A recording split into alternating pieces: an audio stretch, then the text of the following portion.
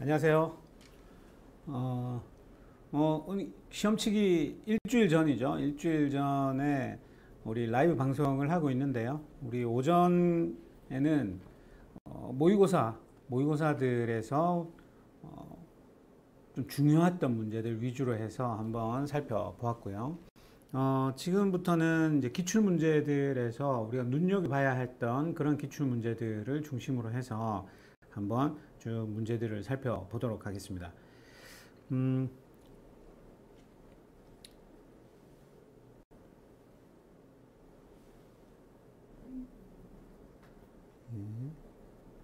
기출문제 40회 기출문제입니다. 그러니까 작년 2024년도에 첫 번째 기출 시험이었죠. 시험에 대해서 이제 보시면 되고, 사실 뭐 1과목이나 뭐 2과목, 3과목 중에서 특히 뭐 1과목은 거의 비슷한 형태의 유형으로 문제들이 출제가 되었습니다. 그래서 1과목이 그렇게 어렵다고 느껴졌던 그런 문제들은 없었죠.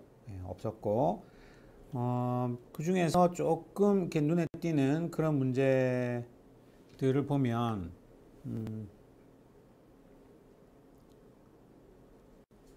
뭐, 많이 나왔던 문제들인데, 뭐, 기업 내부의 데이터 활용하지 않는 시스템은 무엇인가?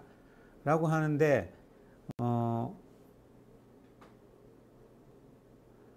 이 데이터를 PT를 같이 보면서 좀 이야기할까요?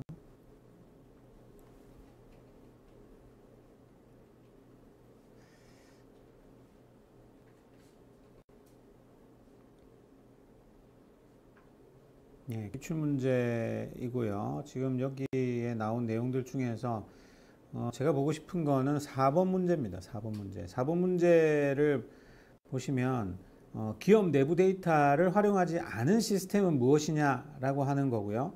여기에서 정답은 4번이죠. 4번입니다.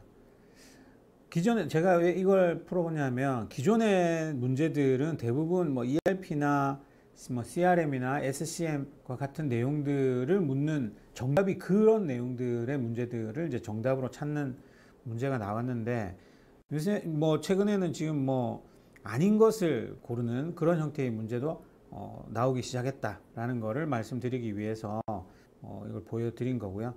ITS는 Intelligence Transportation Systems의 어떤 약자죠.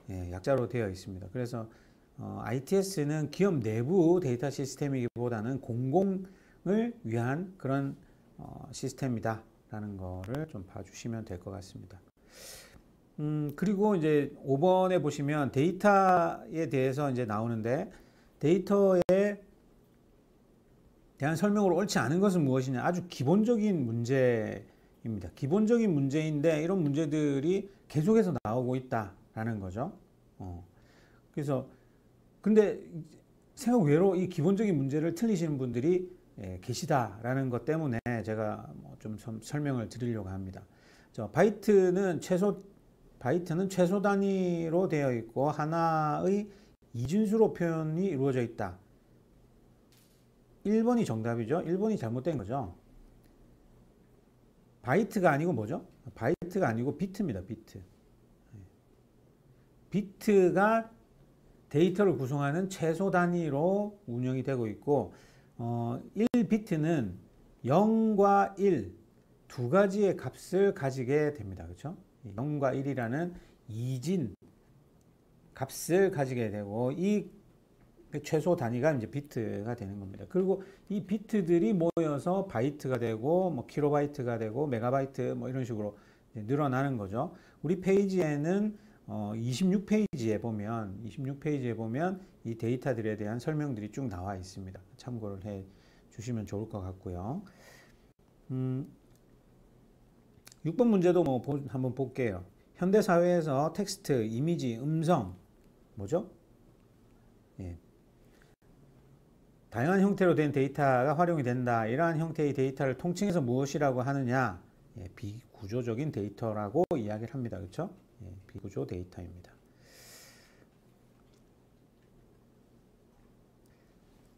그래서 1과목은 사실 뭐 크게 어려운 문제는 없었고요. 데이터 사이언티스트에 대해서 나오는 그런 문제들이 9번, 10번 문제 이렇게 나왔습니다. 뭐 이 부분은 워낙 자주 나오는 부분이죠. 출제 빈도가 거의 막 꽉꽉 차는 그런 부분입니다. 이런 부분들이 계속해서 문제가 나온다라는 거, 그런 것들을 이제 여러분 기억을 해 주시기 바랍니다. 자, 그러면 2과목입니다. 2과목으로 넘어갈게요. 2과목에서도 사실 그렇게 어려운 문제는 나오지는 않았고요.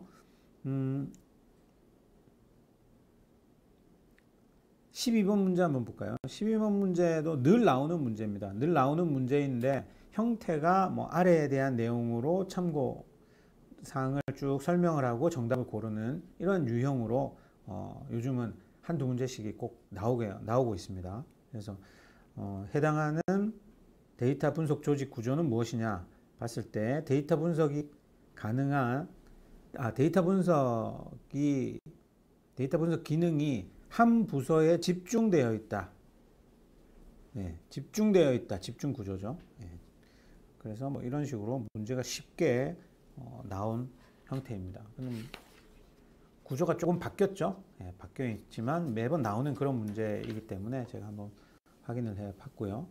또 자주 나오는 문제들 중에 뭐 크리스프 DM에 관련한 문제들 또 나오죠. 예, 크리스프 DM 관련해서는 14번 문제니까요.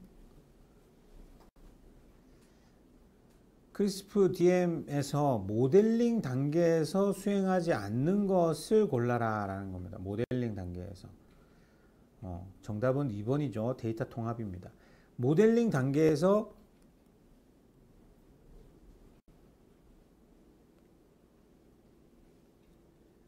해설들이 자세하게 설명이 되어 있습니다. 그래서 어떤 것들을 중심으로 해서 지금 데이터 통합 같은 경우에는 데이터 준비 단계에 해당하는 내용입니다. 그렇죠? 데이터 준비 단계에 해당하는 내용이다라는 거를 알 수 있으실 거예요. 예. 그래서 한번 보시면 되고 또 이 모델링 프로세스 관련해서 나오는 문제가 또 빅데이터 분석 프로세스에 대한 내용이 또 많이 나오잖아요. 여기 빅데이터 분석 프로세스 중에서 분석 기획에 대한 내용으로 올바른 것을 선택해라. 이런 문제. 이런 문제는 고전적인 문제입니다. 이런 고전적인 문제이지만 이번에 또 출제가 됐죠. 생각보다 자주 나오는 문제인데 헷갈려 하시는 분들이 꽤 있으시더라고요. 그래서 빅데이터 분석 기획 단계에서의 순서는 실제로 3번입니다. 먼저 프로젝트 범위를 설정을 하고 데이터 분석 프로젝트를 정의를 하고 그 다음에 수행 계획을 수립을 하고 분석 위험을 식별하는 이런 단계로 이루어진다라고 생각하시면 될 것 같습니다. 그리고 17번 문제도 잠깐 보면 당면한 데이터 분석 주제를 해결하는 데 적합하지 않은 것은 무엇이냐 라고 나옵니다. 1번 탐색적 분석, 2번 예측 모델링, 3번 정확도 및 모델 적용, 4번 통계적 검증. 정답은 무엇일까요? 3번이죠. 정확도 및 모델 적용, 이 부분은 문제를 해결하는데 당면한 문제를 해결하는 것보다는 이제 장기적인 과제에서 활용되는 그런 내용이 이제 정확도 또는 모델링을 어떻게 적용할 것이냐 하는 이런 내용들이 해당이 됩니다. 여기 탐색적 분석이나 예측 모델링이라든지 통계적 검증 이런 것들은 데이터를 가지고 바로 분석에 활용할 수 있는 그런 내용들이죠. 그래서 이 내용이 조금 헷갈릴 수 있게 출제가 된 경향이 있습니다. 그리고 뭐 매 시험마다 나왔던 문제죠. 데이터에 대한 대상을 알고 있느냐, 그리고 데이터에 대한 분석 방법을 알고 있느냐 하는 것에 따라서 OSID를 적용해라 라고 하는 거 매 시험마다 나온다고 했죠. 그 관련한 문제입니다. 10번 문제도 그와 관련한 문제죠. 그래서 정답은 여기 보시면 분석 주제, 데이터 분석 주제는 분석 목표와 데이터 유형에 따라서 다양하게 분류된다. 다음 중 데이터 분석 주제 유형에 대한 설명으로 옳지 않은 것. 분석 주제가 옳지 않은 내용이 무엇이냐? 1번 데이터 분석 주제는 예측, 분류, 군집 등의 유형으로 나눈다. 2번 최적화, 솔루션, 관찰, 발견의 4가지 분석 주제 유형으로 이루어져 있다. 3번 데이터 유형에 따라 분석 방법이 다를 수 있다. 다를 수 있죠. 데이터의 목적에 맞춰서 분석 주제를 설정한다. 목적에 맞춰서 분석 설정합니다. 정답은 2번이죠. 여기 뭐죠? 관찰. 관찰이 아니라 이게 인사이트. 인사이트에 대한 내용이 들어가야죠. 인사이트에 대한 내용이 들어가야지 됩니다. 그렇죠? 예. 그래서 이게 통찰이 들어가야 되는 부분이라서 이 부분이 잘못된 내용입니다. 자, 2과목은 이 정도로 마치고요. 3과목 한번 또 풀어볼게요.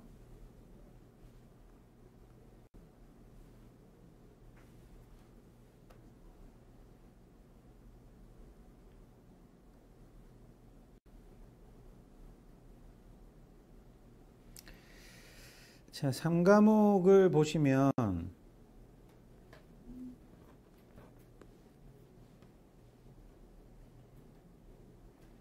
3과목에 이게 40번 기출 문제였는데 예, 엔트로피를 묻는 계산식을 묻는 문제가 나왔습니다. 저희가 그 모의고사에서도 이야기했듯이 최근에는 의사결정 나무 분석에서의 분류 기준으로 많이 사용되고 있는 지니 지수하고 엔트로피가 있는데 또 뭐 있죠? 카이제곱 통계량 있죠? 카이제곱. 이런 것들이 다 목표 변수가 카테고리컬한 그런 데이터들에서 의사결정 나무에 활용하는 분류 기준이 된다라고 이야기했고, 이 중에서 지니 지수는 계산하는 문제가 최근에 많이 나오고 있다. 계산하는 문제.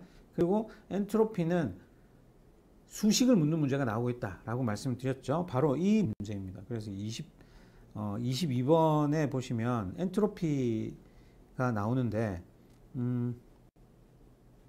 잠깐만요.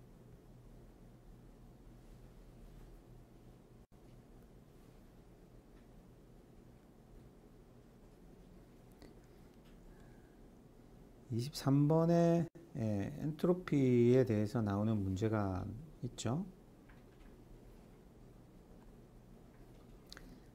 있는데, 자, 정답은 무엇일까요?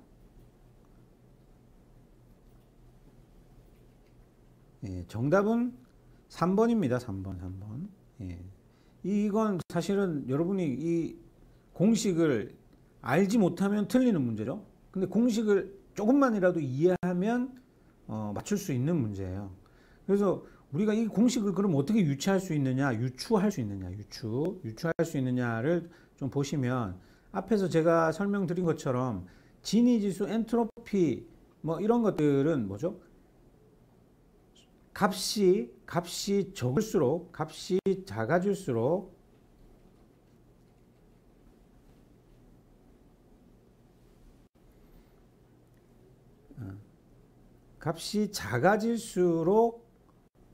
순수해진다. 순수.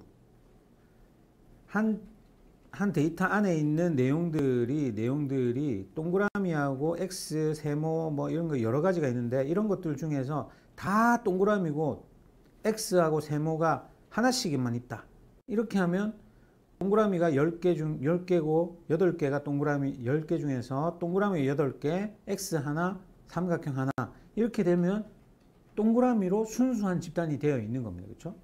근데 이게 동그라미는 3개, X도 4개, 뭐 삼각형도 3개, 뭐 이렇게 있으면 막 섞여 있겠죠. 그래서 불순도가 크다라고 표현을 하는 겁니다. 그래서 이게 값이 작아지면 작아질수록 좋은 모형이고, 그래서 엔트로피 같은 경우에는 지니 지수는 뭐였죠? 지니 지수는 1-에서 서메이션을 하는데 P에 들어가는 i들을 전부 다 제곱을 한 값들을 다 더하는 이런 형태로 계산을 한다라고 했죠. 지니 지수는. 그런데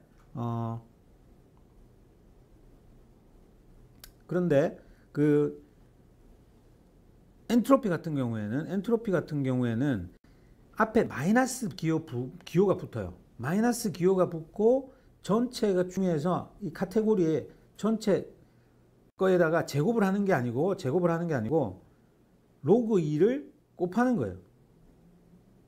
로그 2의 확률 값에 대해서 이 값을 곱해서 그 결과물을 산출하게끔 되어 있습니다.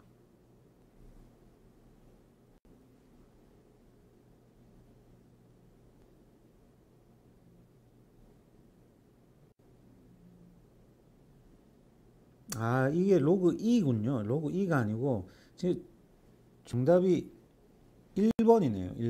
1번입니다. 로그 2 값이 들어가요. 밑이 2여야 합니다. 여기 2가 들어가면 자연 로그로 되는 게 아니고 2가 돼야 됩니다. 2. 왜냐하면 그래서 제가 지금 설명을 드리려고 하는 건데 이 로그 2의 그래프를 여러분 한번 생각을 한번 해 보시면 쉽게 이게 이해가 돼요.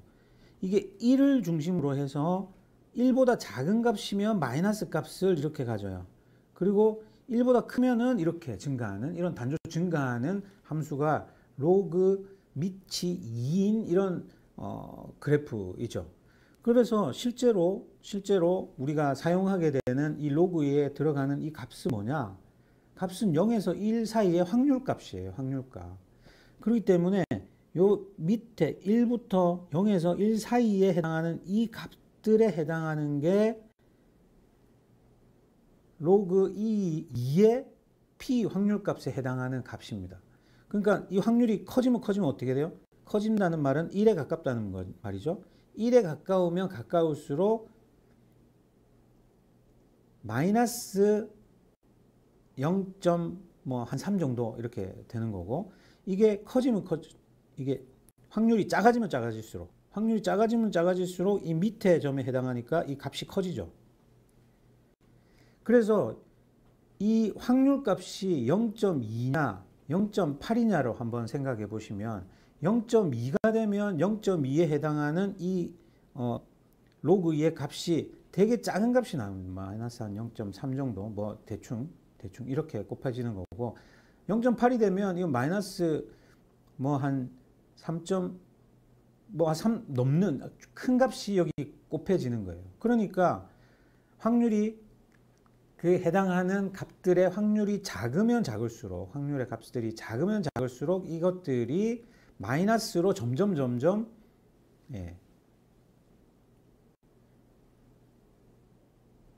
커지게 되는 거죠. 이 큰 값이 나오는 겁니다. 확률이 작은 값들이 들어가면 이게 확률이 작은 이런 값들이 들어가면 이 값이 마이너스로 점점 커지게 되겠고 이것들은 그래서 이게 항상 마이너스에 들어가기 때문에 요 앞에 마이너스 기호가 하나 더 붙는 거예요. 양수화 시키기 위해서. 그렇죠? 그리고 이게 확률이 커지면 커질수록 어떻게 돼요? 확률이 커지면 커질수록 이 두 개 곱하면 어떻게 됩니까? 이건 0.6이 0.06이 되는 거고 이거는 382 0.24가 되는 거죠. 이게 더 작죠? 그렇기 때문에 확률값이 커지면 커질수록 그 엔트로피 지수 값은 점점 작아지게 됩니다. 그렇기 때문에 순수해지는 그런 형태가 이루어지는 거죠. 그래서 그 지수 지수가 아니라 로그 2의 함수에 대해서만 어느 정도만 여러분 이해를 하고 계시면 여기에 엔트로피에 대한 수식에 왜 여기 뒤에 지니 지수처럼 그냥 P에다가 그냥 확률 P를 그냥 곱하는 게 아니고 로그 2의 P를 곱하는지를 이해하실 수가 있을 겁니다. 그렇죠? 근데 지니 지수는 1에서 이 값을 빼는 거고 여기 로그 자체가 마이너스 값이기 때문에 앞에 부호를 넣어 가지고 양수화를 시켜준다 라는 거죠. 별로 관심도 없는데 너무 깊이 설명드렸나요? 네. 조금만 이해하시면 쉽게 풀 수 있는 문제이기 때문에 제가 좀 설명을 드렸고요. 자, 그러면 제가 뭐 이렇게 설명을 좀 깊이 해 드렸기 때문에 깜짝 퀴즈 하나 낼게요. 깜짝 퀴즈 25번을 깜짝 퀴즈로 한번 내보겠습니다. 깜짝 퀴즈를 낼 겁니다. 한번 풀어보시고요. 여러분들이 이제 빠르게 푸신 분한테 커피 쿠폰 하나 드릴게요. 한번 참여해 보십시오.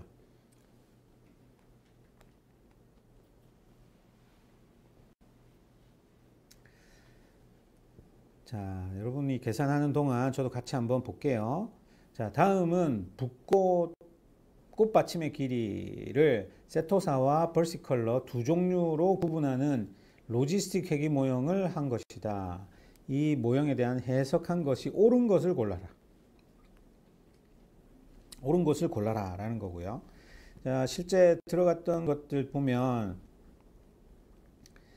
세토사가 0이고 벌시컬러가 1이 되겠네요. 그렇죠? 예, 이 0과 1로 되어 있는 이 두 가지를 세팔 랭스를 가지고 분류하는 그 GLM 모형을 썼죠. GLM 모형을 썼기 때문에 로지스틱 회귀 분석이다. 패밀리를 바이노미얼로 세팅을 했다. 하는 거 보시면 아실 거고, 실제 값들이 이렇게 계산이 됐다.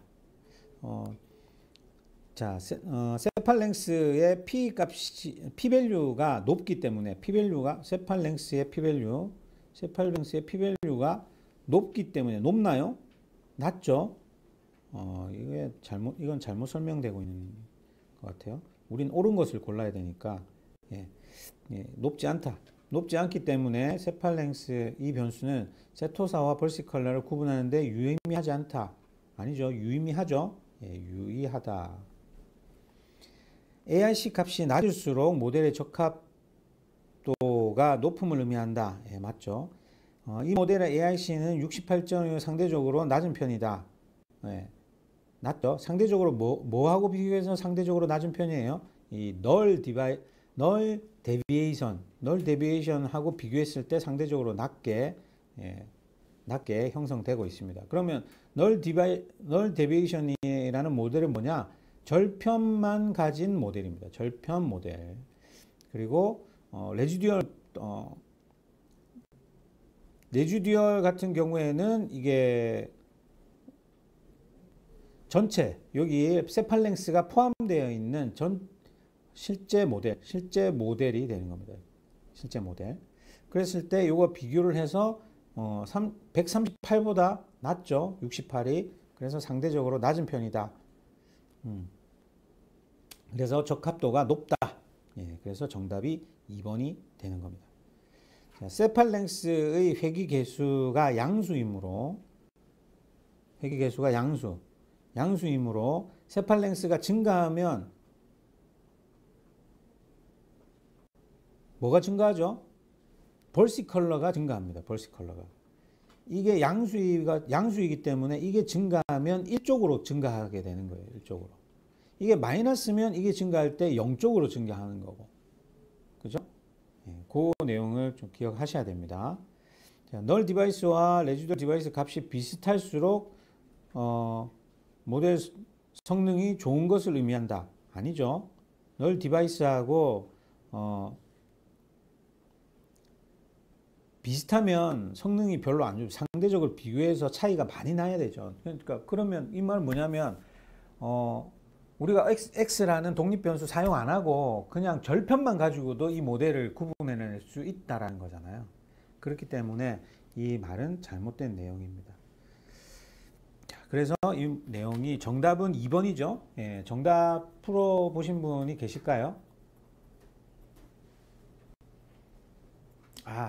정답자, 햇빙님, 정답 맞추셨습니다. 지금 커피 보내드리도록 할게요. 자, 그러면 이제 38번 문제 한번 볼게요. 38번 문제는 거리를 구하는 공식입니다. 거리 구하는 공식인데, 수식을 통해서 데이터 간 거리를 구해야 되는데, 거리는 무엇이냐? 1번 유클리드, 2번 코사인, 3번 맨하탄, 4번 민코스키 거리. 정답은 뭐죠? 민코스키 거리죠. 네, 민코스키 거리입니다.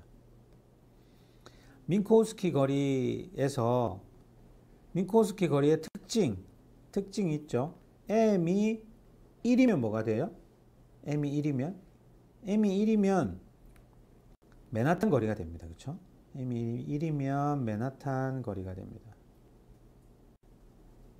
m이 2가 되면 어떻게 되죠? 유클리드 거리가 됩니다. 네. 요런 내용을 여러분이 이제 기억을 하시면, 요것들 한꺼번에 계산해서 우리가 쓸 수 있도록 만들어 놓은 게 민코프스키 거리다라는 걸 기억을 해 주시기 바랍니다. 그리고 문제들 중에서 조금 어려운 문제, 40회 문제에 이제 제일 많이 틀리셨던 문제가 이 문제예요. 31번 문제. 31번 문제가 그 전에 기출이 됐던 문제이기도 하지만 그럼에도 불구하고 자주 나오는 형태의 유형이 아니거든요. 왜냐하면 주로 우리는 F1 스코어를 구하는 문제를 많이 풉니다. F1 스코어를. 그런데 여기에서는 F1 스코어를 문제를 푸는 문제가 아니라 이 구조를, F의 베타라는 구조를 이해하고 있느냐 하는 걸로 이제 문제가 나왔어요. 그래서 사실은 이게 공식을 주고 있기 때문에 그나마 문제를 푸셨지, 이거를 안 준 상태에서 문제를 맞추신 분은 아마 없을 거예요. 거의 없으실 거예요. 그렇죠? 그래서 여기에를 보시면 베타가 1인 경우에는 뭐죠? 베타가 1인 경우에는 1 이렇게 들어가면 이거는 그냥 F1 스코어가 됩니다. 그래서 정답은 1번이에요. 1번. F1 스코어가 바로 됩니다. 그런데 이게 0이 되면 어떻게 되죠? 여기 지금 설명을 쭉 해 놨는데 여기에서도 보면 베타가 1을 기준으로 해서 이게 F1 스코어이고, 베타가 0이 되면 어떻게 되느냐? 0이 되면 베타가 0이 되면 앞에는 1이죠. 0이 되면 프리시전 없어지죠. 그러면 이것만 남잖아요. 여기에서 리콜이 삭제되기 때문에 베타가 0이 되면 프리시전 쪽으로 값이 커지게 됩니다. 프리시전만 나옵니다. 그래서 1을 기준으로, 베타 1을 기준으로 해서 이게 점점 작아지면, 베타 값이 1보다 작아지면 뭐가 커져요? 프리시즌의 가중치가 커집니다. 이게 만약에 0.5가 됐다 그러면 프리시즌의 가중치가 4가 됩니다. 4배. 그리고 베타가 이게 2로 이렇게 커진다, 1보다 커진다라고 하면 리콜에 대한 가중이 커지게 됩니다. 그래서 이 리콜하고 베타하고 어느 쪽이 이제 이 베타의 값이 변화에 따라서 리콜과 프리시전이 점점 다르게 적용할 수 있는지를 묻는 이 문제이기 때문에 상당히 어려운 문제 중에 하나였습니다. 보시면 베타가 0에 가까우면 어떻게 돼요? 0에 가까우면 프리시전이 커집니다. 그래서 이게 잘못됐죠. 베타가 커지면 커질수록 리콜의 가중치가 커집니다. 그래서 이게 잘못된 거예요. 프리시즌과 리콜은 조합 평균을 나타내는 것. 조합 평균이 아니라 가중 평균이죠. 가중 평균. 리콜의 가중을 줄 거냐, 프리시즌의 가중을 줄 거냐 하는 것으로 나타내는 그런 형태의 산식입니다.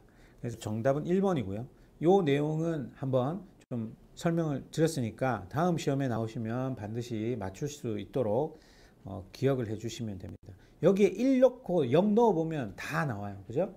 베타에 1을 넣어보면 F1이라는 걸 알 수 있고, 0을 넣어보면 프리시즌만 나오기 때문에 어떻게 중요한지가 구분이 되실 겁니다.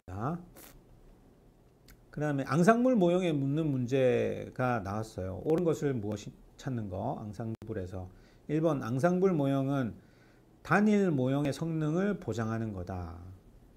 아니죠. 대표 개념은 백인과 부스팅이다. 3번 모든 앙상블 모형은 같은 데이터셋을 사용한다. 4번 부스팅은 각 모델의 독립성을 강화한다. 정답은 뭐죠? 정답은 2번 백인과 부스팅이 대표 앙상블 모델입니다. 그리고 여기 지금 여기서 잘 모르겠는 게 사실은 4번이 잠깐 헷갈리시죠? 4번에 부스팅은 각 모델의 독립성을 강화한다. 이 부분이 대부분의 모델들은 개별적으로 모델을 개발을 하기 때문에 독립성이 강화되는 게 맞는데 부스팅의 경우는 뭐죠? 부스팅은 뭐예요? 부스팅은 내가 공부를 했어. 시험 공부를 했는데 맞는 문제가 있고 틀린 문제가 있어요. 그럼 맞은 문제를 더 공부하세요? 틀린 문제를 더 공부하세요? 사람들은 틀린 문제를 더 공부합니다. 그렇죠? 그래서 기출문제 풀어보고 틀렸던 문제 다시 한번 보잖아요. 부스팅이 그 방식으로 쓴 겁니다. 그래서 데이터가 100개가 있으면 100개를 넣어서 모델을 돌려봤는데 뭐 정확도가 한 80% 나왔다. 그러면 한 20개가 틀린 거잖아요. 이 20개는 또 가중치를 조금 더 높여가지고 다시 모델을 한번 더 돌리는 거예요. 그리고 또 정확도가 뭐 한 85% 정도 나왔다 그러면 한 15개를 다시 더 가중치를 많이 넣어가지고 다시 학습을 시킵니다. 그래서 잘 못 맞추는 애들한테 더 강한 가중치를 통해서 모델을 개발하는 게 부스팅이기 때문에 기존의 첫 번째 모델에서 나온 결과물 가지고 다시 모델에 넣기 때문에 독립성이 약하죠. 약한 이런 모델이다 라는 거를 설명드리려고 제가 했고요. 뭐 424페이지에 보시면 잘 설명이 되어 있습니다. 같이 한번 보시기 바랍니다.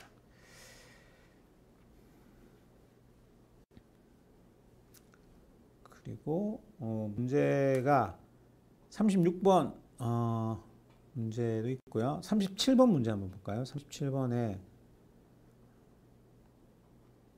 사실 이 문제도 사실 많이 틀려졌어요. 난이도가 5개짜리로 체크되어 있죠. 군집 분석 시에 데이터의 단위가 다를 경우에 사용하는 기법으로 적절한 것을 고르시오 라는 겁니다. 적절한 것. 군집 분석에서 단위가 다르다는 말은 x1, x2, x3 이렇게 변수가 여러 개가 있는데 y는 지금 우리 값이 없잖아요. y 값은 없어요. 그런데 x1, x2가 있는데 이 값들이 단위가 어떤 거는 되게 짧고 어떤 거는 되게 높다. 예를 들어서 여기 몸무게, 키, 그리고 뭐 손톱 길이는 아주 적잖아요. 0. 몇 미리 뭐 이렇게 될 거 아니에요. 아주 작은 데이터의 값하고 키나 몸무게는 어떻게 되죠? 막 170, 180 키가 몸무게도 뭐 100kg가 넘는 사람들도 있죠. 그래서 이 차이가 단위가 너무 이렇게 차이가 나면은 거리를 계산을 해야 되는데 이 x의 값들 가지고 거리를 계산을 해야 되는데 거리 계산하는 게 값이 왜곡될 수가 있어요. 그렇기 때문에 이런 경우에 이 값들을 무엇으로 하느냐? 표준화를 해버립니다. 표준화라는 게 뭐죠? 시그마의 x를 뮤에 하는 게 이제 표준화죠. 이렇게 표준화를 시켜서 평균이 0이고 표준 편차가 1인 형태로 값들을 변형해서 이 값들을 다 변형시켜 놓으면 실제 거리 계산을 할 때 그런 왜곡이나 뭐 이런 것들을 줄일 수가 있게 됩니다. 특히 이런 거는 군집 분석 중에 어떤 군집 분석에 많이 활용되냐면 거리를 기반으로 군집을 계산하는 K-민지 클러스터링 뭐 이런 것들, 것들에는 이런 문제들이 발생을 합니다. 그래서 주로 이제 스케일링을 통해서 하는 그런 거에 표준화가 많이 활용된다라는 거 기억을 해 주시기 바랍니다.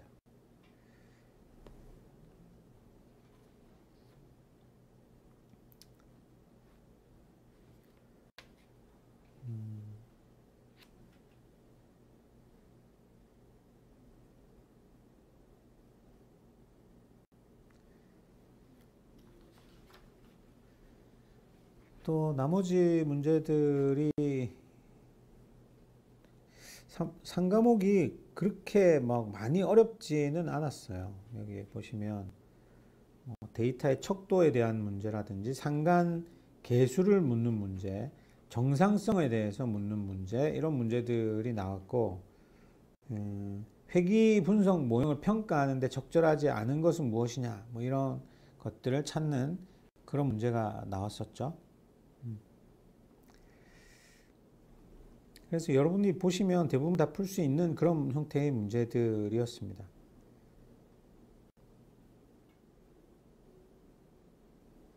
뭐 여기 45번 같은 경우에 적절하지 않은 것은 무엇이냐 라고 해서 모형을 평가하는 방법, 잔차를 분석한다. 모형이 가설을 잘 만족하는지 안 하는지 보기 위해서는 잔차 분석해야 되죠. 예. 결정계수가 통계적으로 유의미한가? 결정계수는 통계적으로 이거 유의미하는 걸 판단하는 그런 것 내용은 아니에요. 뭐죠? 결정계수는 우리가 만든 y는 베타 0 플러스 베타 1x라는 이러한 모형이 만들어졌으면 우리가 가지고 있는 데이터가 100개다 라고 했을 때 이 100개가 됐든 1000개가 됐든 이 데이터들이 이 모형에 얼마나 설명력을 잘 이 모형으로 설명을 할 수 있느냐 하는 거를 보여주는 겁니다. 그래서 이거는 설명력을 구할 때 사용되는 내용이지, 그래서 이걸 꼭 통계적으로 유의한지 유의하지 않은지를 알 필요는 없다라는 거죠. 그래서 정답은 2번입니다. 그리고 수정된 결정계수를 고려하는가 안 하는가, 이거는 모형이 다별량 모형이냐 아니냐에 따라서 이걸 수정된 결정계수를 쓸지 않을지를 고민을 하면 되는 거죠. 예. 평균 제곱 오차를 확인하였는가, 뭐 이것도 이제 모형의 설명력을 표현할 때 평균 제곱 오차 이것들을 활용을 합니다. 그래서 활용하지 않는 거, 적절하지 않는 거는 결정계수를 통계적으로 유의미한지 가설 검증하는 거는 필요 없다. 그렇기 때문에 정답은 2번이 되는 거죠.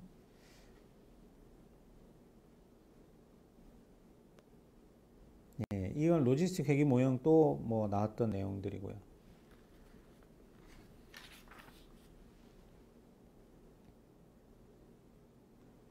예, 신경망 모형 마지막으로 나왔던 건데 옳지 않은 것을 고르시오 라고 되어 있어요. 예, 시그모이드 함수는 0에서 1 사이 값을 출력하는 함수이다. 예, 맞죠? 탄젠트 함수는 0에서 1 사이 값을 출력하는 시그모이드 관계가 있다. 시그모이드 함수와 관계가 없습니다. 예. 탄젠트는 아마 마이너스 1에서 1 사이 값이 될 거고요. 렐로 함수는 음수가 들어가면 0이 출력된다. 렐로 함수는 0을 기준으로 이렇게 가다가 이렇게 올라가는 게 렐로죠. 렐로 함수입니다. 그래서 0보다 작은 값일 때는 y값이 0을 계속 뽑아내고, x가 0보다 큰 값일 때는 직선의 값으로 값을 뽑아내게 주게 되어 있습니다. 소프트맥스 함수는 출력값을 확률로 변환해서 다중 클래스를 분류하는 것이다. 예, 이것도 맞죠? 맞습니다. 정답은 2번이 되겠네요. 예, 이런 식으로 이제 문제가 나왔었고요.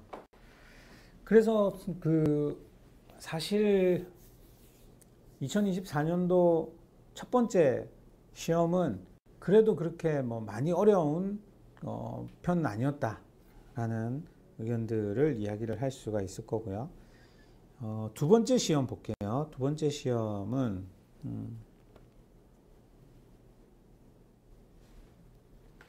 두 번째 시험도 생각보다 그렇게 어려운 문제들은 없었습니다. 특히 1과목 같은 경우에 뭐 어렵게 우리가 뭐 헷갈리는 그런 문제는 없었고요.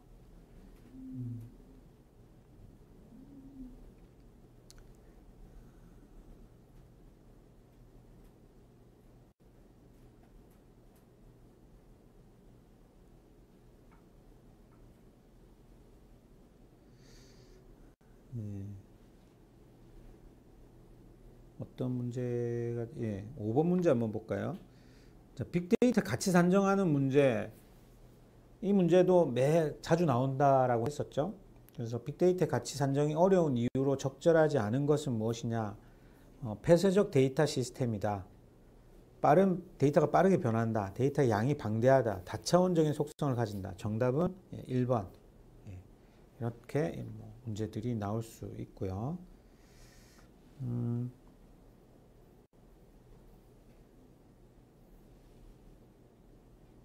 데이터 분석을 하고 패턴을 찾아내는 전문가, 데이터 사이언티스트죠.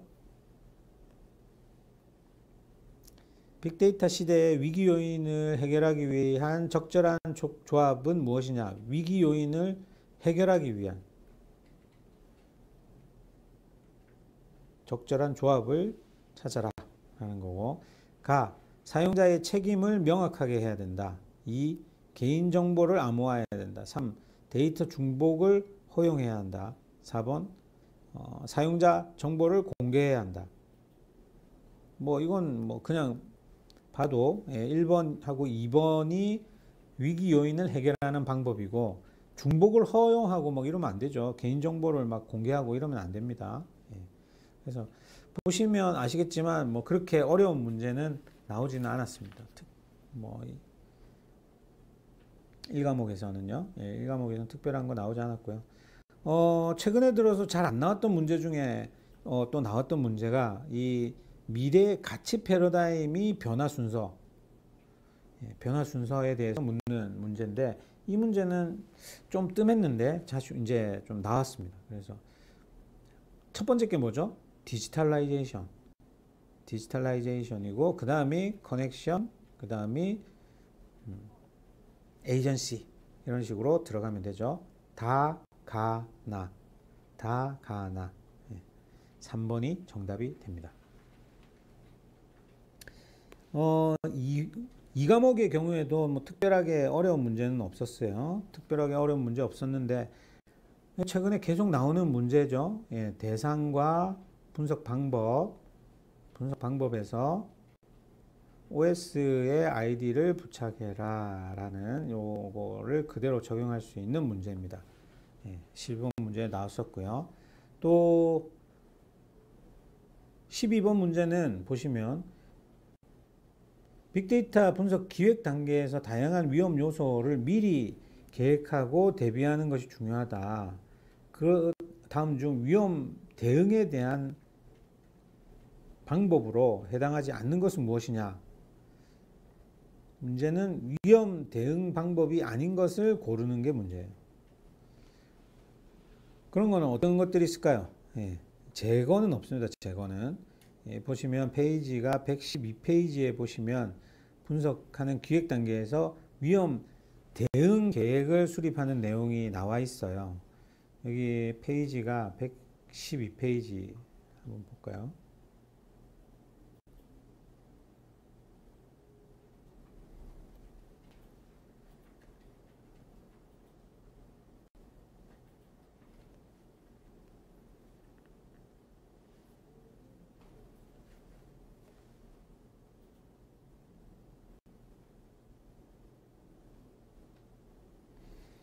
(112페이지)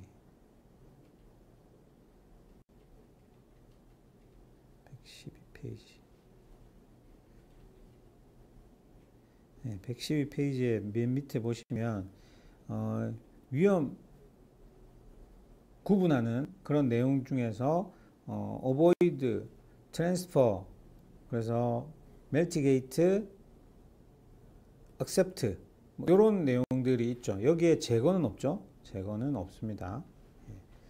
그래서 회피, 전가, 완화, 회피, 전가, 완화, 수용 이런 형태로 위험 관리 계획을 작성을 하면 된다라는 이야기를 하고 있습니다.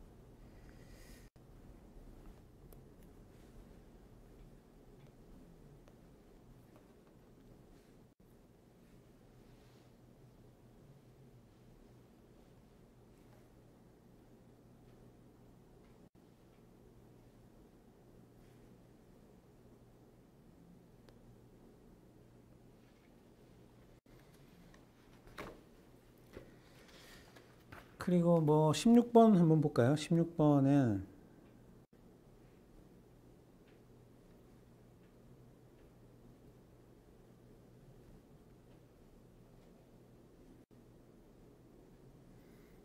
예, 뭐 많이 잘 안 나오는 내용이었는데 아래 보기에 대한 용어를 고르세요. 뭐 이런 문제들이 또 나왔습니다. 여기 보시면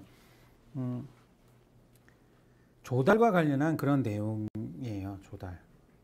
뭐 프로젝트에서 필요한 자원이나 서비스를 외부에서 구매하거나 계약하는 그런 활동들, 이런 것들이 이제 조달이죠. 예.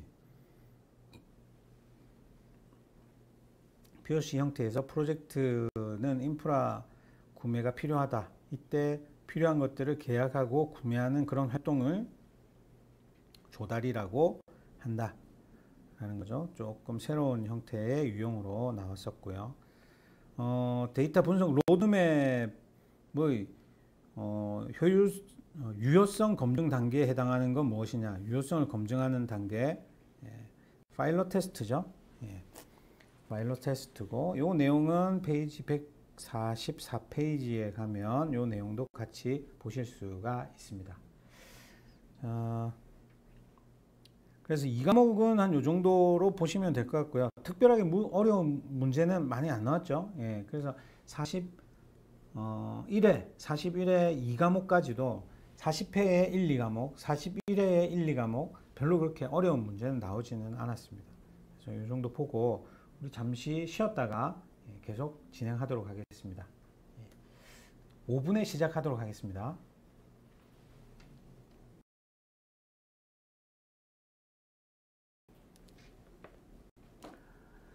예, 잠시 쉬셨나요? 예, 계속해서 이제 기출문제 계속해서 풀어보도록 하겠습니다. 자, 41회 기출문제에서 3과목을 할 예정인데요. 이야기를 하고 있는데요. 3과목도 그렇게 문제가 많이 어렵게 나오진 않았습니다. 그래서 3과목에서 우리가 항상 나오는 부분이 있다고 했죠. 3과목에서 1장, 2장은 안 나온다. 3장 나온다. 3장 뭐가 나온다? 결측값, 이상치. 이거 관련한 문제 꼭 나온다. 21회 기출문제에도 21번과 22번은 결측치와 관련한 문제들이 이렇게 나왔습니다. 그래서 결측치 처리하는 방법, 그 중에서 완전 사례 분석에 대해서 설명하는 내용, 그리고 결측값에 대한 설명으로 틀린 것을 골라라 하는 이런 문제들이 나왔습니다. 그래서 이런 문제들은 꼭 나오니까 여러분 꼭 확인하십시오. 이상치 아니면 결측치는 반드시 한 문제, 두 문제 이렇게 나온다라는 거 기억하시고요.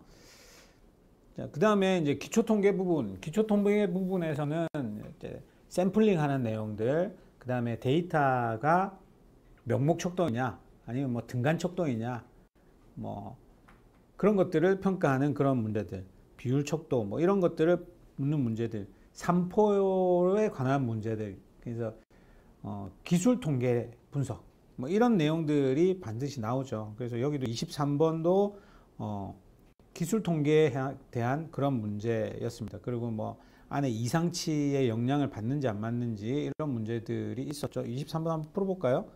예. 위치 척도와 산포 척도에 대한 설명으로 틀린 것은 무엇이냐? 1번 평균은 자료의 중심 경향을 나타내는 위치 척도이다.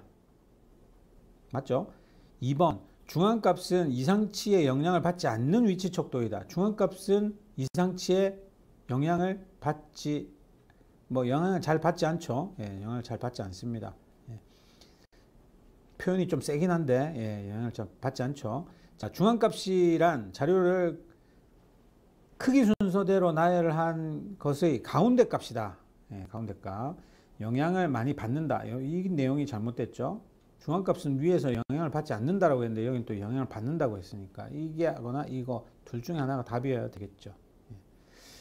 정답은 3번이고요. 분산은 산포 정도를 나타내는 척도이다. 예, 맞죠? 예. 이런 기본적인 문제들이 나오고 있고요. 24번 같은 경우에는 또 이름이나 성별 이런 것들, 지역 이런 것들을 묻는 이런 척도, 그죠? 명목 척도에 해당하는 것을 묻고 있습니다.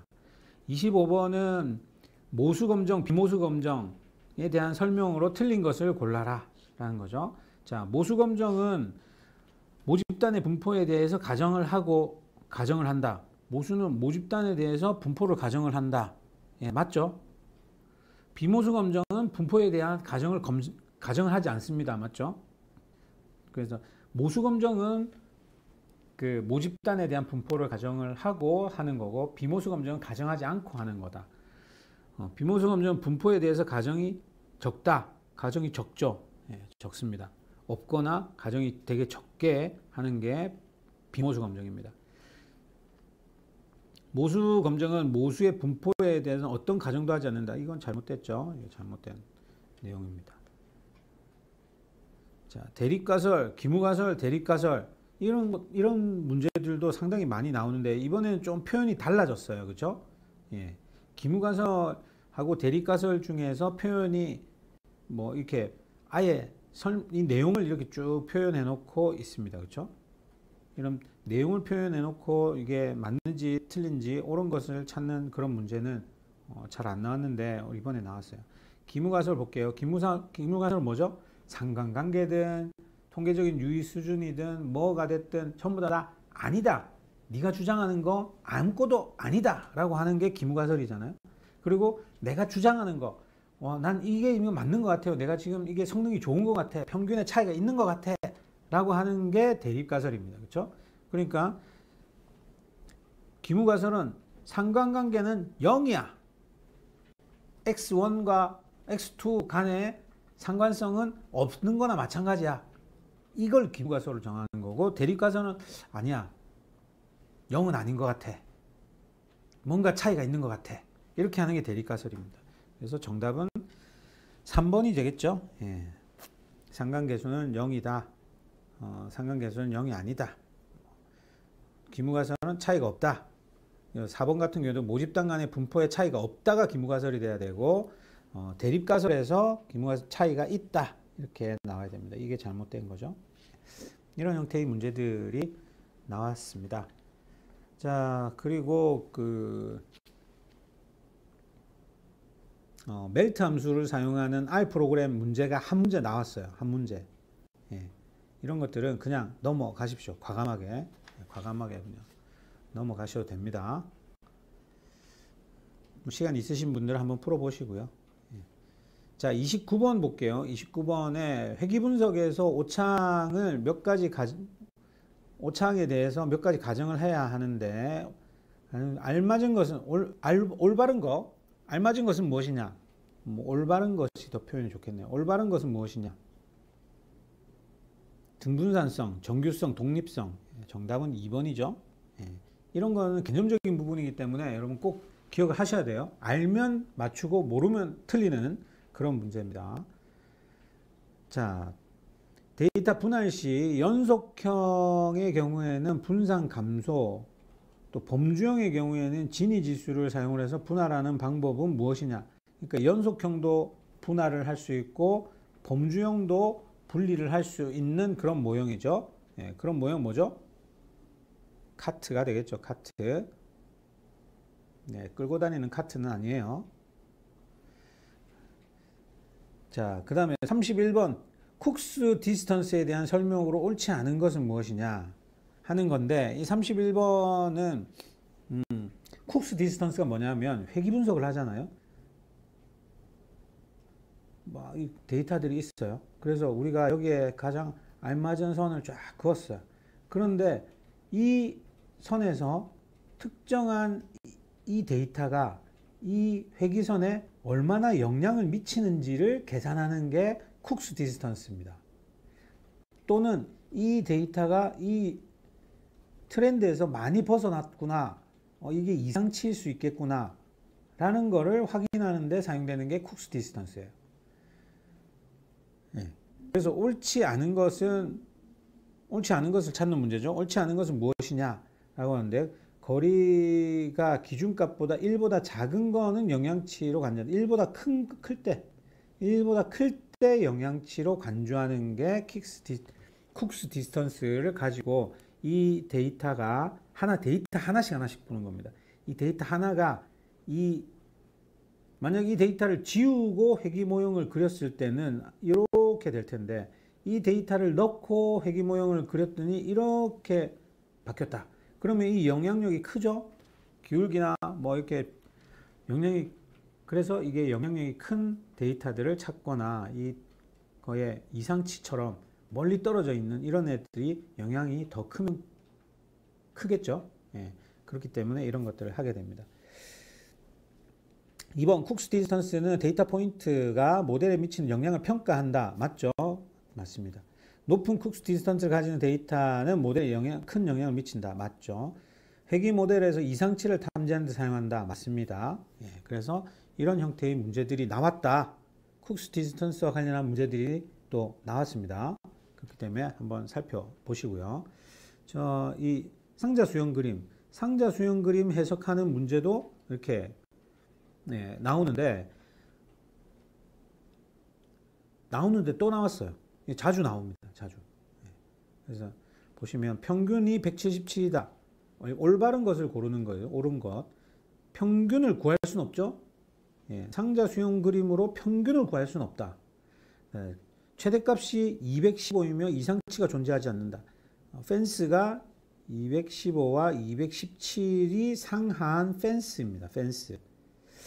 데이터가 만약에 여기에 있다면 이게 여기 데이터가 여기 있다면 이게 최대값이 될 수 있는데 데이터가 여기 없을 수도 있어요. 여기 이건 상한의 값의 기준 경계를 지금 잡은 거예요.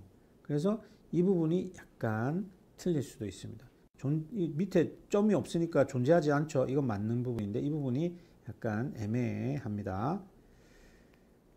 자, 그리고 IQR은 인터퀀타일 레인지 1, 4분위에서 3, 4분위 사이의 범위 22가 되겠죠. 정답은 3번이 되겠네요. 자, 127은 이상치로 간주되면 127은 하한선이죠. 이상치가 되려면 이거보다 적은 값이어야 됩니다. 그렇죠? 뭐 126이었다 그러면 이건 뭐 이상치라고 할 수 있겠죠. 데이터 범위에서 제외된다. 그죠? 이게 잘못됐죠? 잘못된 내용입니다. 126이라고 하면 이게 맞는 내용인데 127이기 때문에 잘못됐다. 이렇게 문제를 푸실 수가 있어요. 별로 그렇게 어렵진 않죠. 많이 어려운 문제들은 뭐 나오지 않았고요.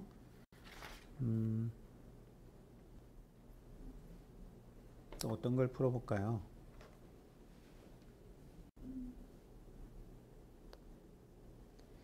회귀 분석에 대한 결과를 해석하는 39번 한번 풀어볼까요? 이것도 로지스틱 회귀 분석이네요. 로지스틱 회귀 분석인데 데이터를 R이라는 거를 종속 변수로 쓰고 점이라고 찍었죠. 점은 나머지 모든 변수를 독립 변수로 쓰겠다는 말입니다. 모두 독립 변수로 활용하겠다. 종속 변수이고. 자, 이렇게 했을 때에 나온 결과물이 이렇게 결과물이 나왔습니다. 나왔을 때 자, 지금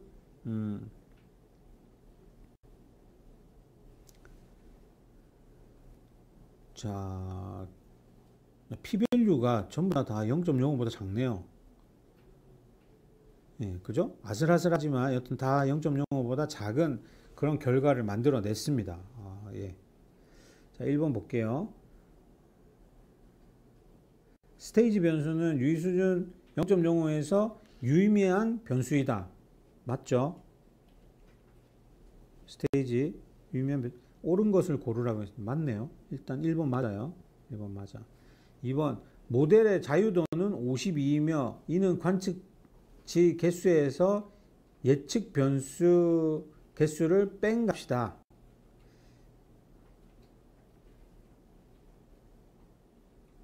자유도가 52. 52에서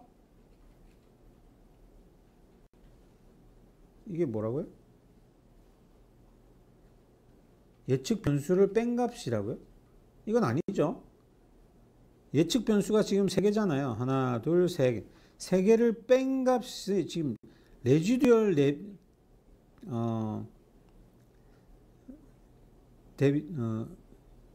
레지듀얼 데비언스에 나오는 이 29가 여기에 들어가는 입력 변수 x들에 대해서 뺀 값을 나타내고 있는 거예요.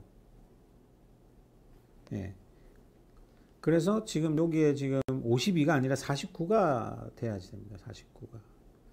이 모델의 자유도는 이게 52가 아니라 49가 돼야지 되는 거예요.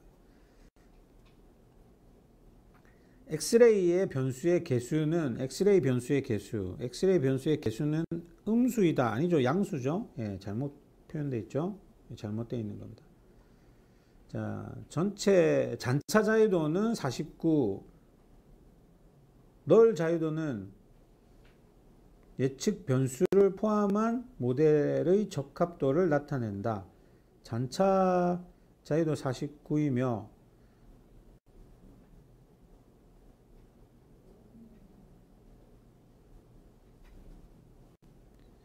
널 자유도는 예측 변수, 여기서 지금 말하는 널 자유도는 있잖아요. 널 자유도는 잔차만으로 만든 모델이에요. 잔차만으로 만든. 잔차 모델입니다. 잔차 모델. 예측 변수가 포함되어 있지 않은 모델이에요. 레지듀얼 모델이 예측 변수들이 포함된 모델입니다. 예측 모델이 포함된 모델. 그렇기 때문에 여기 이 자유도에서 예측의 3개를 뺀 59가 만들어지는 겁니다. 그렇죠? 그래서 이 내용이 잘못됐죠. 이 내용이 잘못됐습니다. 그래서 정답은 뭘까요? 1번이 정답이 되는 겁니다. 자, 42번 볼까요? 42번. 42번은 머신러닝에서 데이터 마이닝에서 분류 모델에 대한 성능을 평가할 때 사용되는 여러 가지 것들이 있는데, 기준들이 있는데, 거기에서 민감도, 특이도, 정확도, 재현율 뭐 이런 것들이 나오죠. 재현율은 뭐하고 같아요? 재현율은 민감도하고 같습니다. 민감도와 특이도가 있는데, 민감도는 뭐예요? 원래 맞는데 맞다고 예상한 거. 원래 암인데 암이라고 예상한 거. 이거예요. 그래서 실제로 양인데 예측을 양으로 예측하는 거. 이게 이제 재현율이죠. 그래서 실제 전체 양수의 합계 TP 플러스 FN, TP 플러스 FM을 TP로 나눈 거. 이거 1번이 민감도, 재현율 같은 의미죠. 그래서 맞다. 1번이 됩니다. 그래서 이건 꼭 기억하셔야 됩니다. 계산하는 문제, 또 구분하는 문제, F1 스코어 개념의 문제, 계산하는 문제, 반드시 한 문제는 꼭 나온다라는 거. 그죠? 자, 43번 볼까요? 43번. 단계별 변수 선택법에 대한 설명으로 옳지 않은 것은 무엇이냐? 1번 전진선택법은 변수를 하나씩 추가하면서 최적화 모델을 찾는 거다. 전진하는 거죠. 그러니까 y는 베타 0부터 시작을 하는 거예요.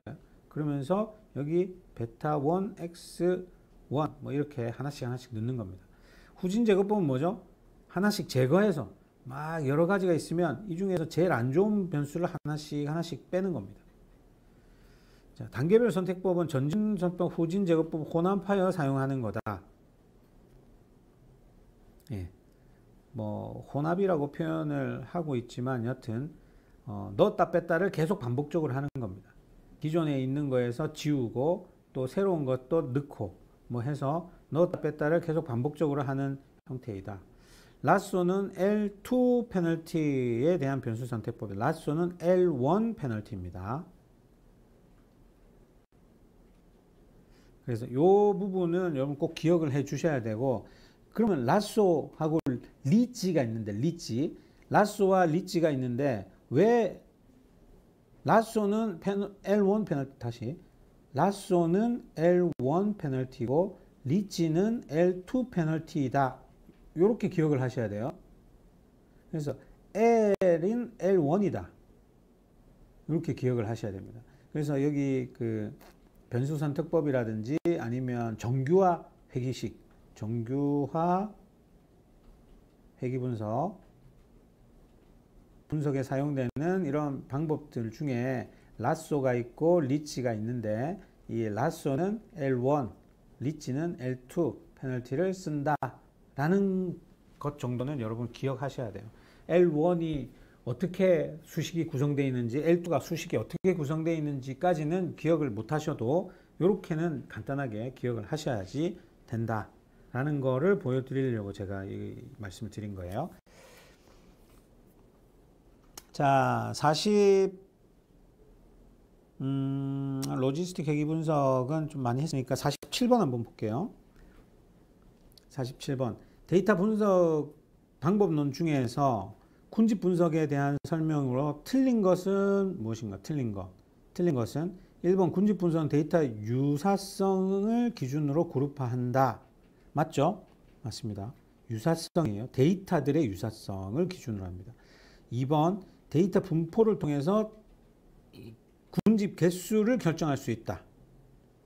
데이터의 분포를 통해서 군집 개수를 결정할 수 있습니다. 이게 분포 군집이에요. 명확한 기준 없이 적용할 수 없다. 데이터 분석 거리 측정 방법이 중요하다. 예, 맞죠? 이게 잘못됐는데 이게 왜 잘못됐나? 이 표현이 뭐냐면 명확한 기준이 없이, 이 말이 뭐냐면 y-값이 없이 모델을 개발할 수 있다, 이 말입니다. 표현이.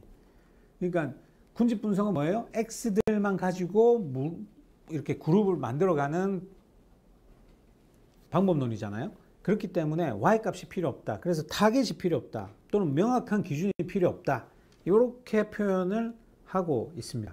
그래서 이런 표현 자체만 좀 잘 이해를 해주시면 쉽게 문제를 풀 수 있는 문제입니다. 자, 마지막으로 우리 50번 문제를 제가 깜짝 퀴즈 한번 내볼게요. 50번 문제 깜짝 퀴즈입니다. 깜짝 퀴즈를 통해서 문제를 한번 풀어보시고 제가 빨리 제일 먼저 푸신 분에게 커피를 제공을 해드리도록 하겠습니다.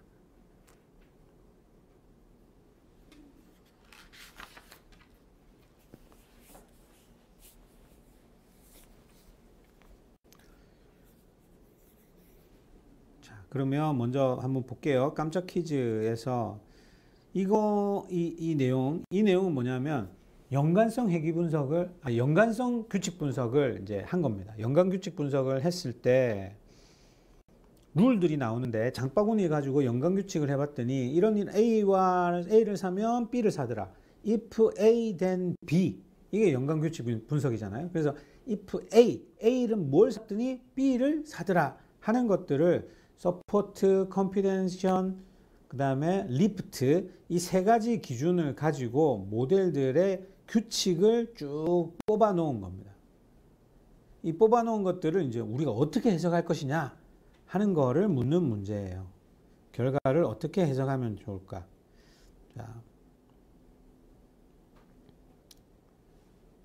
자, 먼저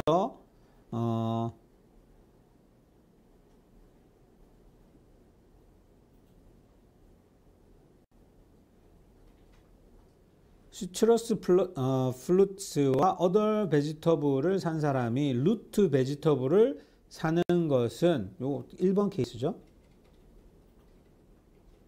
요 1번 케이스에 대해서 가가 이야기합니다.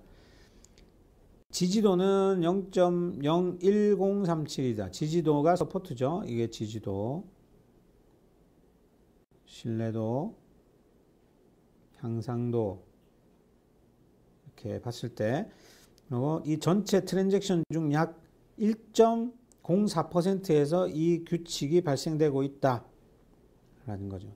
지지도에 대한 의미를 표현한 겁니다. 그렇죠? 예, 맞죠? 예, 맞는 내용이에요.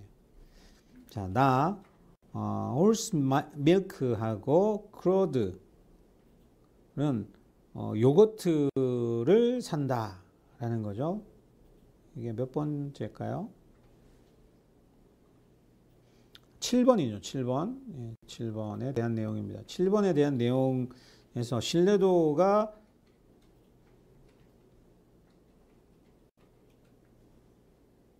0.1.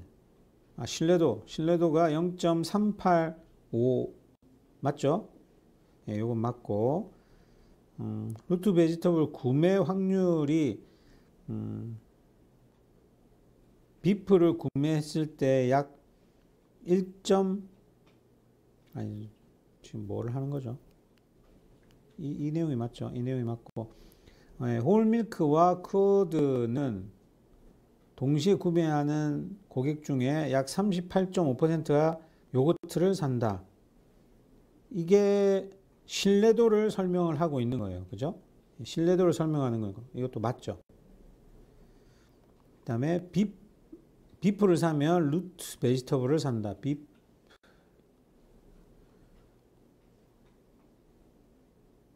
3번이네요. 그죠? 3번. 비프를 사면 루트 베지터블을 산다. 이것들에 대해서 향상도가 0.04 3.04가 돼야 되는 3.14라고 표현했네요. 뭐 여튼 수치 잘못됐습니다. 루트 베지터블을 구매 확률이 비프를 구매했을 때의 3.14배다. 3.04배입니다. 3.04배. 숫자가 조금 잘못된데 여튼 다는 아닌 것 같고요. 프루트와 루트 베지터블은 어너더 베지터블 4번이죠. 4번에 대한 내용에서 신뢰도가 가장 높은 규칙이다. 이 신뢰도가 0.58 586, 0.586보다 높은 게 있나요? 없네요. 이게 최고네요. 이것도 맞네요. 그죠? 예, 맞습니다. 정답은 맞는 거는 가나라가 맞네요. 예. 많은 분들이 푸셨는데 스턴님은 좀 틀리셔서 좀 아쉽고요. 나머지 분들은 맞추셨는데 그래도 이제 민님하고 정재원님이 좀 늦게 푸셨고 티티님이 빨리 푸셔서 당첨이 되셨습니다. 그래서 티티님께 커피 쿠폰을 보내드리도록 하겠습니다. 이 쿠폰을 좀 드리니까 집중을 좀 하게 되시나요? 예, 사실 그런 목적으로 하고 있는 건데 아무도 집중 안 하고 계시면 안 됩니다. 예. 자, 42회 기출문제 풀어보도록 할게요.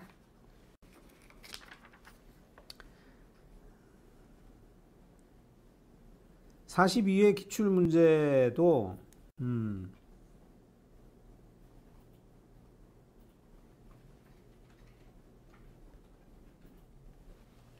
42회 기출문제도 풀어보시면 좀 뭐 별로 그렇게 어려운 문제는 없습니다. 별로 어려운 문제는 없는데 제가 여기에 2번 문제에 대해서 좀 설명을 해 드리려고 해요.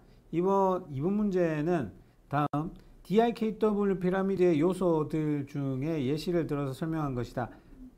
맞지 않는 것을 고르는 문제입니다. 맞지 않는 것을.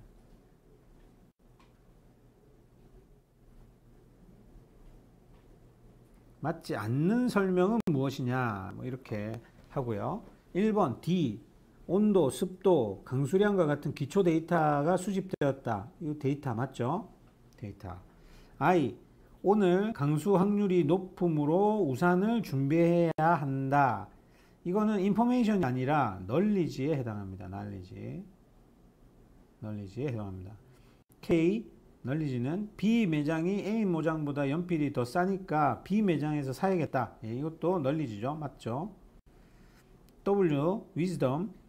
이 지역의 기후 변화를 미리 예측해서 대처 방안을 마련을 하자. 뭐 이런 것 W에 해당할 수 있겠죠. 뭐 약간 뭐 갸우뚱할 수는 있지만 맞을 수 있습니다. 그래서 정답은 2번이 됩니다.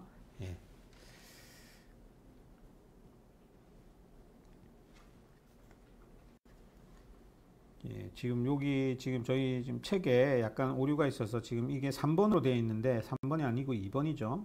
2번입니다. 자, 그리고 8번 문제 한번 볼까요? 8번 문제. 다른 문제들은 다 평이한 문제들입니다. 평이한 문제들이니까 보시고. 8번 문제. 빅데이터 활용 시 빈번하게 발생하는 문제인 사생활 침해를 해결하는 방법으로 가장 적절한 것은 무엇이냐? 해결 방법으로 적절한 것은 무엇이냐? 라고 했습니다. 1번 제공자 동의에서 사용자 책임제로 전환한다. 이거죠, 이거. 예. 개인정보 암호화 기술이 도입된다. 개인정보 접근 제한이 강화된다. 데이터 사용 기간을 설정한다. 뭐 이런 것들도 지금 다 맞는 표현들입니다, 사실은. 맞는 표현들인데 우리 책에 그리고 가이드북에 딱 나와 있는 부분이 1번으로 이렇게 나와 있어요. 나와 있기 때문에 우리는 이것들 중에서 제공자의 동의를 받아가지고 이것들을 받기만 한다고 그냥 막 쓰는 게 아니라 이걸 사용하는 사람들이 책임을 가지고 써야 된다라는 거를 주요하게 보고 있습니다. 자, 이 과목에서는 KDD 분석 방법론에 대한 순서를 묻는 문제가 나왔는데요. 예. KDD 분석 방법에서 순서를 다양한 것으로 옳은 것은 무엇이냐라고 했습니다. 옳은 것을 찾는 거예요. 1번 셀렉션, 2번 preceding, 3번 transformation, 4번 데이터 마이닝, 4번 interpretation, evaluation. 1번이네요. 그죠? 1번이 딱딱 정확하게 탁탁 떨어지네요. KDD 분석 방법은 5가지 단계로 이루어져 있습니다. 그래서 첫 번째 게 데이터를 선택하는 겁니다. 데이터 어떤 우리가 분석하는 분석 목적에 맞는 데이터가 무엇인지를 선택해서 그걸로 이제 들어가는 거죠. 그리고 데이터 선택됐으면 그 데이터 게더링해서 데이터 마트를 구성을 하고 그 다음에 데이터 전처리를 하게 된다. 그래서 결측치나 이상치, 오류 뭐 이런 것들을 다 제거를 하고 클렌징 시키는 단계가 데이터 전처리 단계. 그리고 이 데이터 마이닝을 하기 위해서 새롭게 데이터를 분류를 하거나 데이터를 이렇게 있는 걸 뭐 이렇게 쪼갠다든가 아니면 여기에 새로운 변수를 만든다든지 또는 뭐 이 중에서 변수들이 막 너무 많다 200개씩 있다 라고 하면 변수를 한 50개나 30개로 이렇게 줄이는 이런 작업들을 다 데이터 변환이라고 이야기를 한다라는 거죠. 그리고 실제로 데이터 마이닝을 실시하고 이밸류에이션까지 진행을 하게 됩니다. 1번이죠. 그리고 여기 지금 우리 42에는 뭐 이 과목도 별로 42에는 별로 그렇게 어려운 건 없고요. 데이터 분석 과제에서 고려할 요소가 아닌 것은 무엇이냐 이런 문제가 좀 나왔어요.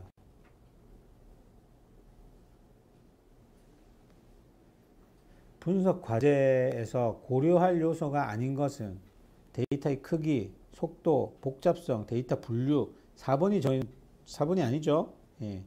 이거는 뭐 페이지 145페이지에 나오는 내용들입니다. 예.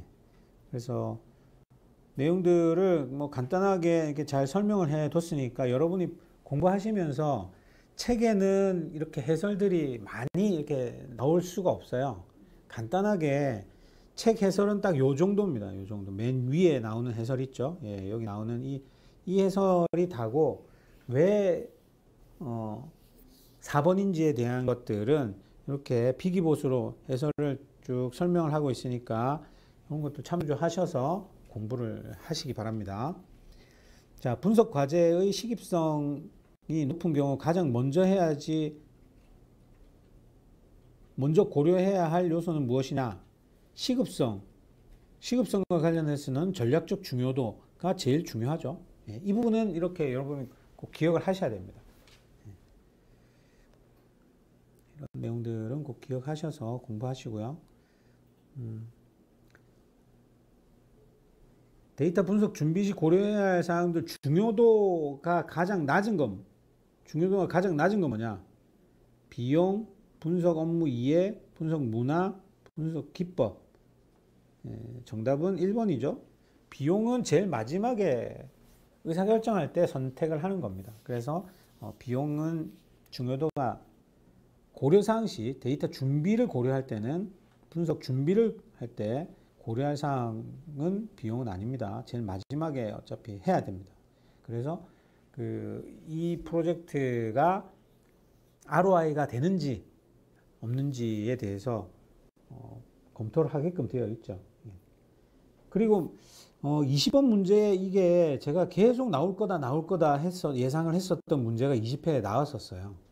그래서 이게 뭐냐면 데이터 플랫폼을 설명을 하면서 이게 협의적인 데이터 플랫폼의 개념들을 어디까지로 우리가 협의적으로라도 이렇게 딱 이건 정확하게 데이터 플랫폼이다라고 이야기할 수 있느냐라는 거를 계속 이야기했는데 여기서 데이터 서비스 엔진, 이 서비스 엔진 같은 경우에는 데이터 플랫폼, 협의적으로는 데이터 플랫폼에서는 벗어나는 이야기들입니다. 그렇죠? 분석 라이브러리, 분석 어플리케이션, 그러니까 뭐예요? R 프로그램이다. 그러면 R 프로그램을 할 수 있는 어플리케이션, 그 다음에 R 라이브러리, 그 다음에 이 분석 서비스를 제공하기 위한 API, 그러니까 뭐 함수들 계속 API를 통해서 다운로드 받을 수 있겠죠. 뭐 이런 것들이 이제 기본적으로 데이터 플랫폼이다 라고 이야기를 할 수가 있겠네요. 자, 그 다음에 이제 실제 모델 3과목으로 넘어갈 텐데요. 3과목의 22번 문제 볼게요. 간단하게 계산하는 확률 계산하는 문제 나왔어요. 간단한 계산 확률을 계산하는 그런 문제 나왔는데 학생 전체 학생 중에서 한 명을 뽑았을 때 그 학생이 사과를 좋아할 확률, 사과를 좋아하는 전체 중에서 한 명을 뽑았는데 사과를 좋아하는 확률은 100명 중에 40명이 사과를 좋아하니까 뭐 40%죠. 자, 회귀 모형에서 최적 변수를 선택하는 방법으로 설명이 틀린 것을 고르시오. 아까 우리 로지스틱 회귀 분석이나 뭐 이런 것들에서는 AIC, BIC 이런 것들을 썼죠. 예. AIC는 모델의 적합도 기준으로 최적의 모델을 선택하는 것이다. 모델 적합도를 기준으로 최적을 선택하는 게 AIC다. Adjust R-square는 설명력에 대한 내용이다. 설명력을 조정한 값이다. 예. 크로스 밸리데이션은 데이터를 여러 개로 나누어서 모형을 평가하는 방식이다. 예, 다 맞죠? BIC는 데이터의 수가 추가될수록 벌점이 깎여서 좋은 모형이 된다.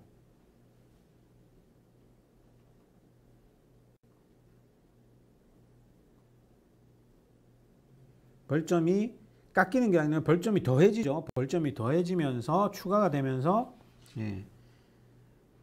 되는 모형이고, 그렇기 때문에 벌점이 점점 우리가 갖고 있는 모델의 데이터 변수들이 하나씩 추가가 되면 벌점이 점점 올라가기 때문에 어떻게 돼요? 아무런 변수나 막 넣을 수는 없죠. 그렇기 때문에 이게 과대적합의 문제도 해결해 줍니다. 과대적합의 문제도 해결하는 방법으로 그 BIC를 사용을 할 수도 있어요. 그래서 정답은 4번이 잘못됐다 하는 거고요. 자, 혼합 분포군집에서 사용하는 알고리즘 뭐죠? EM 알고리즘. 이건 꼭 외우셔야 됩니다. 뭐 EM 알고리즘을 묻는 문제는 나오지 않아요. 하지만 혼합 분포군집에서 군집 분석을 할 때 사용하는 알고리즘 무엇이냐? EM 알고리즘이다 라는 거는 여러분 꼭 기억을 해 주시기 바랍니다.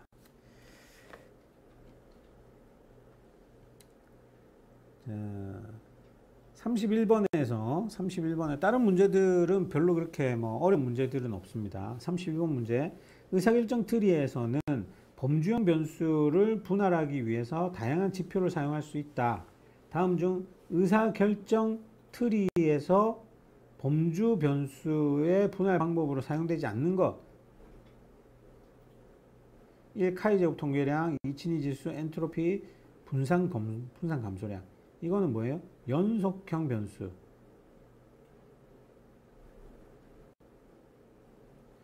연속형 변수를 가지고 데이터를 분할할 때 사용하는 방법입니다. 그래서 분산의 감소량은 연속형 변수다 라는 거 기억해 주시고요. 35번, 34번 문제, 34번 문제의 특이도로 계산하는 겁니다. 그건 우리는 아까 재현율 계산했잖아요. 재현율을 계산하는 공식을 아까 이야기를 했다면 여기는 특이도예요. 특이도는 뭐죠? 민감도는 뭐예요? 민감도는 실제로 암인 사람을 암으로 예측하는 게 민감도. 특이도는 뭐야? 암이 아닌 사람을 암이 아니다라고 예측하는 게 특이도라. 그러니까 실제 값이 false인 거를 false로 잘 찾은 애들, 이게 특이도라는 겁니다. 그러니까 400분의 100이죠. 400분의 100. 25%. 그죠? 예. 그래서 이렇게 정답을 계산할 수 있습니다. 자, 그러면 우리가 깜짝 문제로 35번 문제 깜짝 퀴즈를 한번 내보겠습니다. 이것도 계산하는 문제이기 때문에 만만치 않아요. 예, 만만치 않은데 깜짝 퀴즈로 한번 내볼게요. 한번 풀어봐 주시기 바랍니다.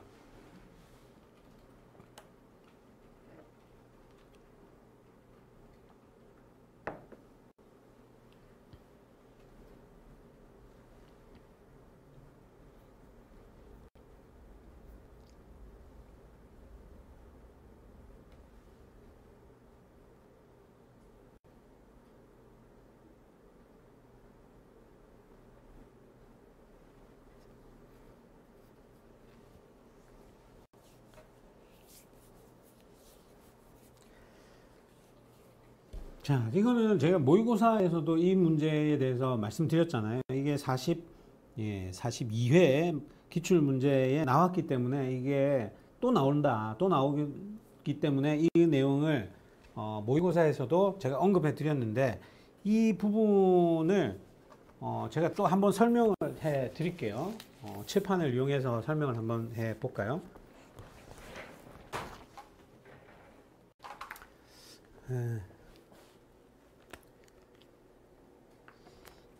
우리가 이 문제는 기본적으로 이제 그 조건부 확률로 계산하는 방식이 있고요. 첫 번째 조건부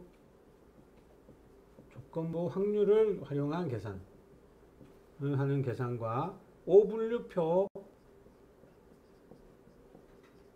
적용하는 계산 두 가지 방법이 있다라고 말씀을 드렸습니다. 글자가 좀 작나요? 좀 크게 할게요. 자, 먼저 조건부 확률은 계산하기 위해서는 이 조건부 확률의 식을 우리가 알아야 되는데 여기에 이 내용들을 가지고 조건부 확률 식을 적용을 하면 된다라는 겁니다. 아래 내용을 볼게요. 아래 내용. 전체 중에서 A 질병을 가진 사람이 10%이다. 실제로 확률인데 질병을 가지고 있는 사람이 0.1이다 라는 거예요.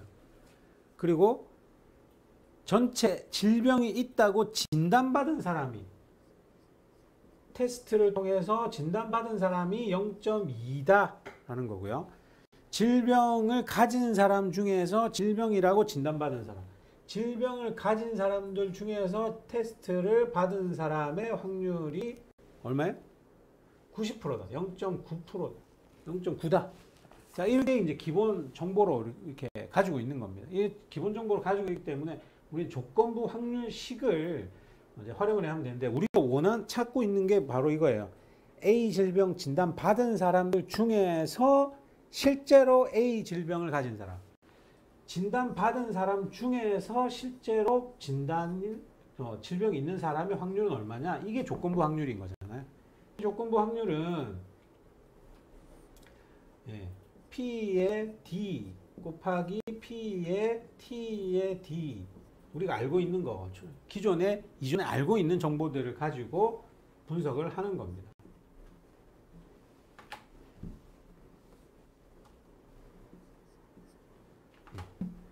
자, 이게 이제 조건부 확률식이잖아요. 이 조건부 확률식을 그대로 적용을 해 보면 되는 거죠. 적용을 해 보면 뒤에 좀 한가요? 자, DT는 뭐죠? 0.1 곱하기 0.9 분의 0.2 이렇게 되죠. 자, 그러면 이거 뭐예요? 그럼 다 띄면 20분의 9가 되는 거예요. 20분의 9가. 정답은 뭐죠? 3번 20분의 9. 이렇게 계산할 수가 있습니다.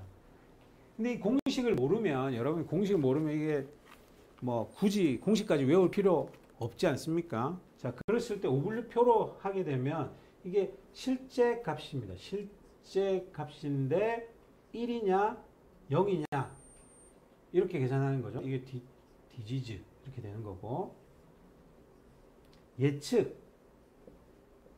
예측을 한 것들이 1이냐 0이냐 이게 이제 테스트 해서 우리가 값으로 갖고 있는 거고요.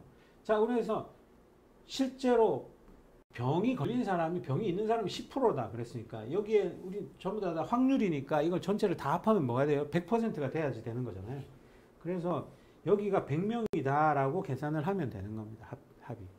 그래서 전체 1인 사람들, 실제 1인 사람들이 10명이고 여기는 90명이 들어가겠죠.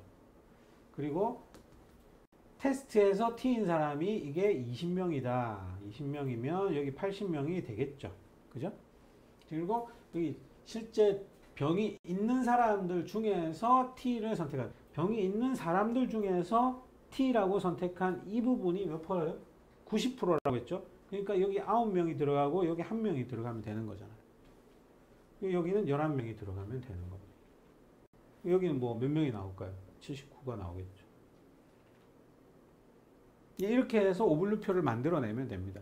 자, 우리가 원하는 건 뭐죠? 여기에서 실제로 질병을 진단받은 사람들 중에서 질병인 사람, 질병을 진단받은 사람들 중에서 질병이 있는 사람 20분의 9 이렇게 계산할 수 있다라는 겁니다. 그래서 이 부분까지 여러분 꼭 기억을 해 주시기 바랍니다. 분석하는 계산하는 방법만 우리 알면은 다 해결할 수 있는 문제예요. 그래서 여기까지 풀어봤습니다. 자, 어떤가요? 많은 분들이 맞춰주셨는데, 뽀또님, 티티님, 햇빙님, 뭐 다들 맞춰주셨는데, 그 중에서 뽀또님이 제일 먼저 답을 맞춰주셨기 때문에 일단 뽀또님한테 커피 쿠폰을 보내드리도록 하겠습니다.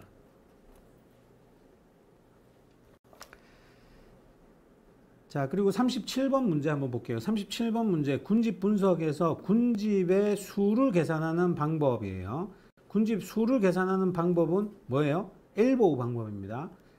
실루엣 계수, 이것도 많이 봤죠? 실루엣 계수는 어떻게 활용하는 거예요? 실루엣 계수는 군집의 품질을 평가하는 겁니다. 군집의 품질을 평가할 때 사용하는 게 실루엣 계수고, 군집의 개수를 평가할 때는 엘보우 방법을 사용을 한다. 선택할 때는 엘보우 방법을 선택한다 라고 기억을 해 주셔야지 됩니다. 자, 그리고 조금 어려웠던 문제 중에 이제 군집 분석 중에서 이제 DB 스캔에 대해서 묻는 문제가 좀 나왔어요. 39번 문제가. 틀린 것은 무엇이냐? 임의 형태의 군집으로 분류하는데 유용하다. DB 스캔은 형태를 가지고 군집을 탐지하는 방식이다 라고 이렇게 표현이 되어 있죠. 맞습니다. 그래서 DB 스캔은 1번 임의의 형태 군집으로 분류하는데 유용하다. 맞죠? 밀도가 낮은 지역은 노이즈로 간주한다. 이것도 맞아요. 그 다음에 초기 군집 수 K를 설정해야 된다. 이게 아닙니다. 자, 우리 K-민즈 군집 분석, 이런 건 거리를 기반으로 하는 군집 분석들이잖아요. 이런 것들은 다 군집의 수를 먼저 정의를 합니다. 군집을 3개로 할지 4개로 할지를 먼저 정의를 하고 하는데, 하이라키칼 군집 분석, 그죠? 우리 뭐 이렇게